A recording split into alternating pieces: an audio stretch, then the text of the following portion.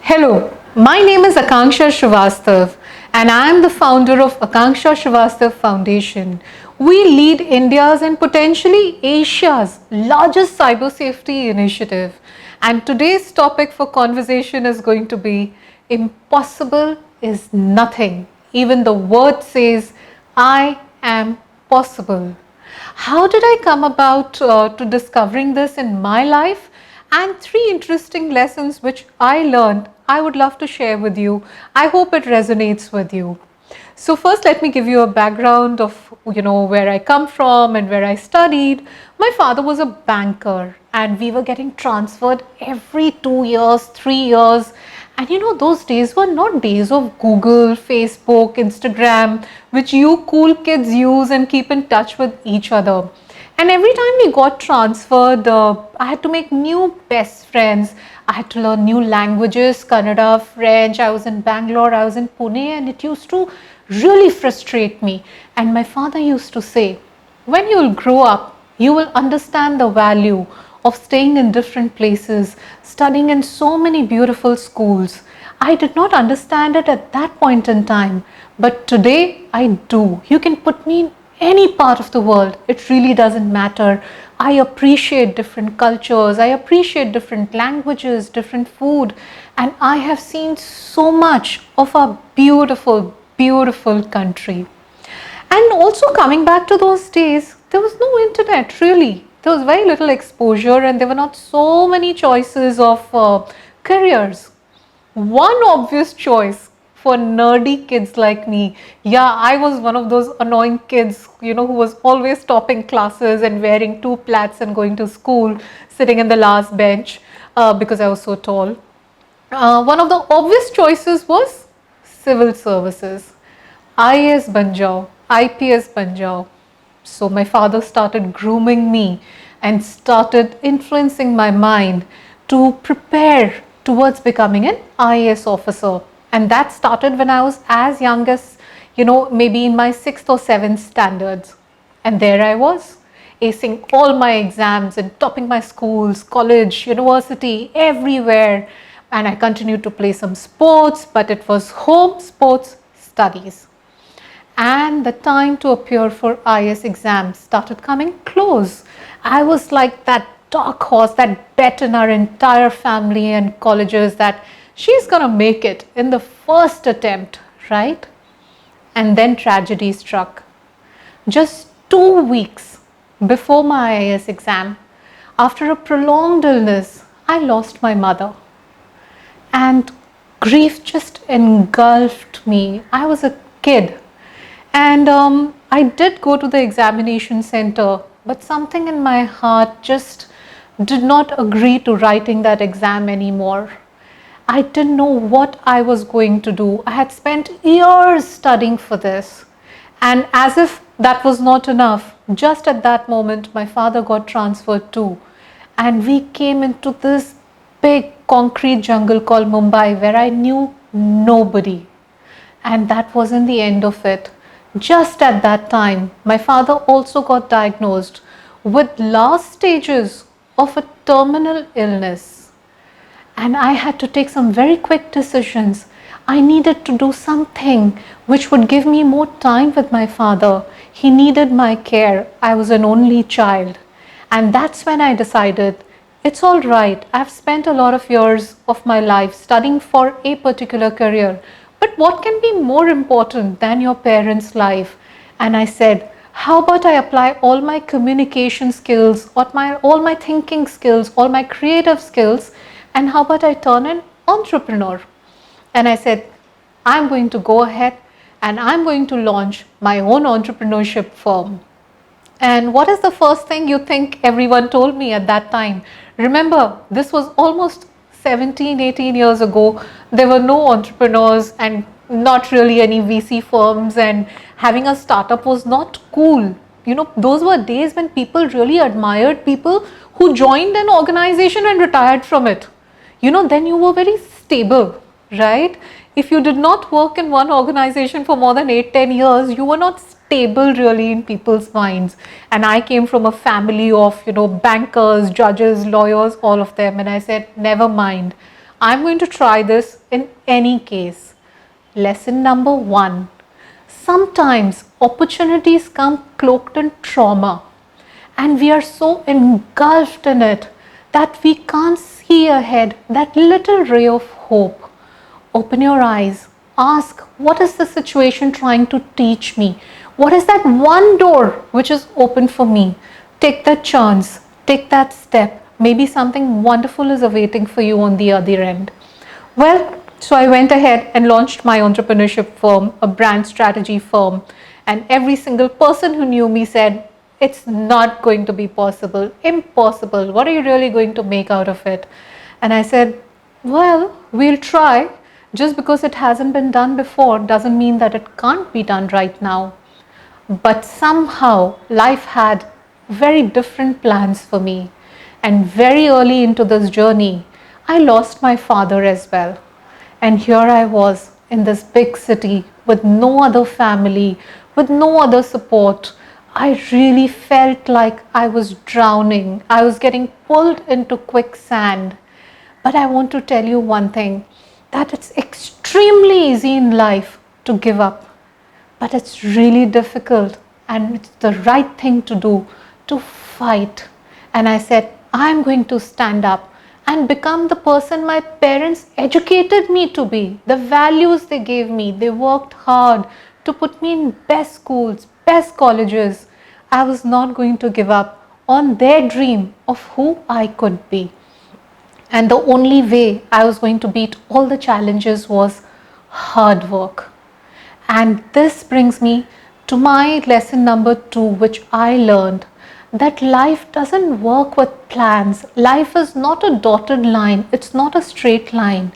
Life is like a river. Sometimes we have to take a left. Sometimes we have to take a right.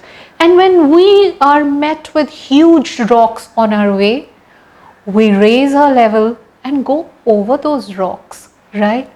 You might step out of your this beautiful, school, college, and you might have planned something all your life, that it's a particular business or a particular sports you're going to play. But that might change.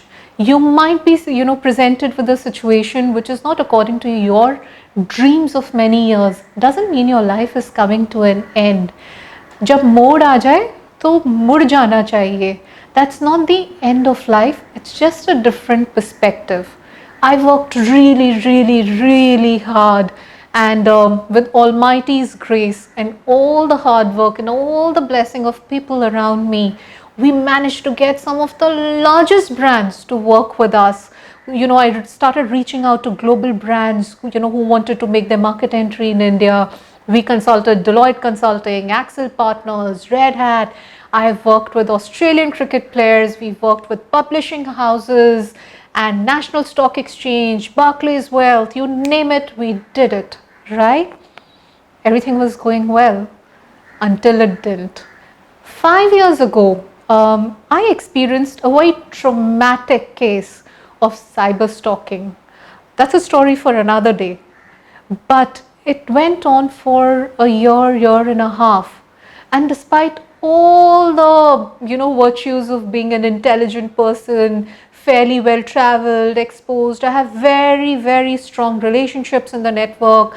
I'm on the mentor board for so many large organizations. None of us saw it coming.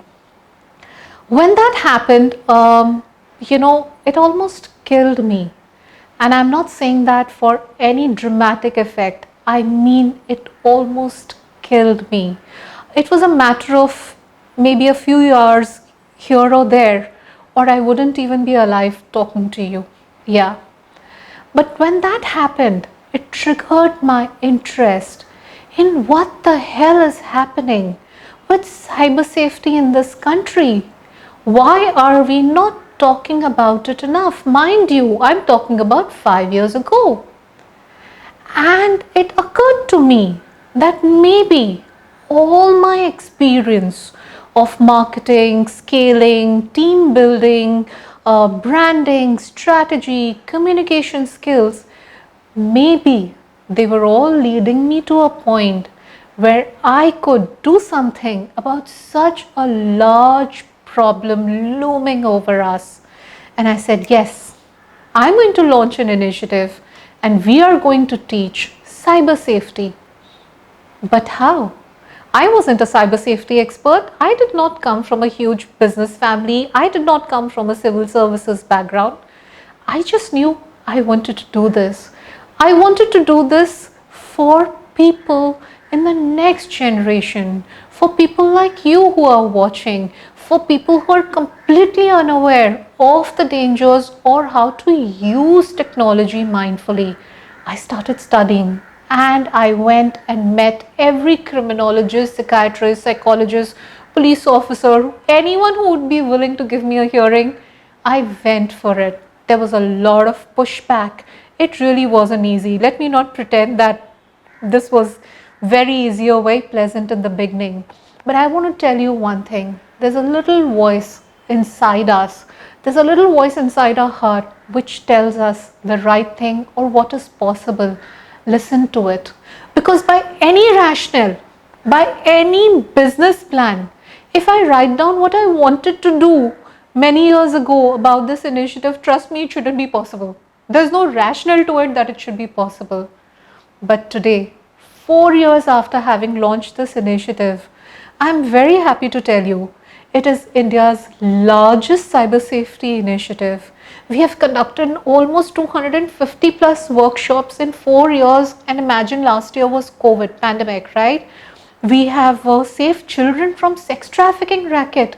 We became a part of the group, of a book, we have been covered by New York Post to Vogue. We have, filed almost 93 plus FIRs. We've touched 302 million lives in these 4 years. What really is the possibility going ahead? Sky's the limit, right? We've spoken to little children in primary school, young adults like you, entrepreneurs, parents, teachers, trainers, everybody.